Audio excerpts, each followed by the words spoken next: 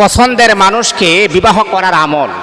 আপনি যদি কোনো মানুষকে পছন্দ করেন অথবা কোনো বস্তুকে পছন্দ করেন, এই দোয়াটা যদি আপনি পড়তে পারেন, আল্লাহ পাক রব্বুল আলামিন যদি এটা আপনার জন্য কল্যাণকর হয়, এটা যদি আপনার জন্য সফলতা বয়ে নিয়ে আসে, তাহলে অবশ্যই আমার আল্লাহ সেটা আপনাকে দান করে দিবেন, আপনার জন্য অবধারিত করে দিবেন।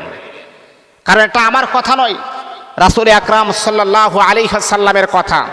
আমার হাবিবের যখন কোনো জিনিস যখন পছন্দ হতেন, তখন এই দোয়াটা পড়তেন। আর আল্লাহ পাক রব্বুল আলামিন যদি এটা যদি আমার হাবিবের জন্য কল্যাণকর হয়, আমার রাসূলের জন্য কল্যাণকর হয়, তাহলে এটা অবশ্যই আমার রাসূলকে আল্লাহ পাক দান করে দিতেন। এই নিয়মে আমার হাবিব জানিয়ে দিয়েছেন, সব পৃথিবীর মানুষেরা ও আমার উম্মতি মুহাম্মদীরা, ঠিক তদ্রূপভাবে তোমাদের কেউ যদি দুনিয়ার কোনো বস্তু তোমাদের পছন্দ হয় অথবা কোনো মানুষকে তোমাদের পছন্দ হয়, তাহলে এই দোয়াটা পড়বা আর বলবা, আল্লাহ সেটা যদি আমার জন্য কল্যাণকর হয়, সেটা যদি আমার জন্য ফজিলতপূর্ণ হয়, আমার জন্য অকল্যাণকর নাও হয়, তাহলে আল্লাহ তুমি আমাকে দান করো।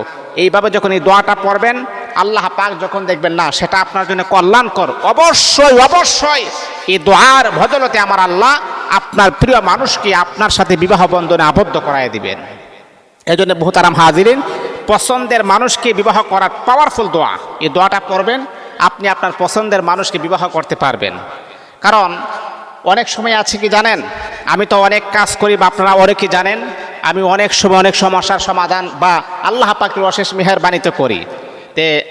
আমি কথাটা কেন বলছি, অনেক সময় আছে যে আমরা এই দোয়াও পড়লাম না, কিন্তু পছন্দের মানুষকে পাইছি, বিবাহ করছি।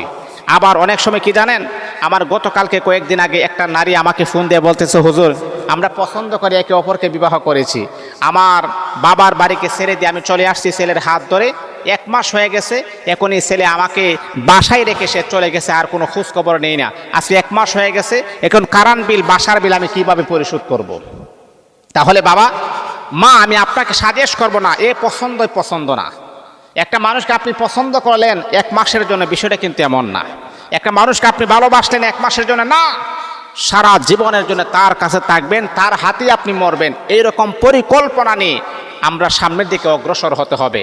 তাহলে বাবা আমি আপনাকে সাজেস্ট করব, যদি আপনি পছন্দ মতো বিবাহ করতে চান, এই মানুষটাকে আপনার ভালো লাগছে, অথবা এই মেয়েটাকে আপনার ভালো লাগছে, অথবা এই ছেলেটাকে আপনার ভালো লাগছে, তাহলে আপনি এই দোয়াটা পড়বেন। আর এই দোয়াটা পড়ে আল্লাহকে বলবেন, আল্লাহ যদি ওই নারীটা আমার জন্য কল্যাণকর হয়, আমার জন্য সফলতা বয়ে নিয়ে আসে, তাহলে এই নারীটাকে আমার জন্য জায়েজ করে দাও, আমার জীবন সাথী বানায় দাও। তখন আল্লাহ পাক বলবে, আমার বান্দা এত সুন্দর একটা চমৎকার দোয়া করেছেন, যদি এটা আপনার জন্য অকল্যাণকর হয়, অবশ্যই এটা থেকে আপনাকে আমার আল্লাহ বিরত রাখবেন। আর যদি কল্যাণকর হয়, অবশ্যই আমার আল্লাহ দ্রুত আপনার জীবন সাথী তাকে বানিয়ে দিবেন। তাহলে ভাই বলেন তো, এটা কি শ্রেষ্ঠ দোয়া না? কিন্তু আমরা এক ছাটিয়া দোয়া করি, আল্লাহ ওকেই লাগবে, আল্লাহ তাকেই লাগবে, তাকেই লাগবে, আর শয়তানকে লাগবে যেহেতু, এটাও বড় বদমাইশ, তুই আর একটা বদমাইশ, 2 বদমাইশের মিলন আমি ঘটাইয়া দিছি, মাসখানেক পর দেখবেন তালাক হয়ে গেছে। আরে মাসখানেক পর দেখবেন তালাক হয়ে গেছে, বিচ্ছেদ হয়ে গেছে।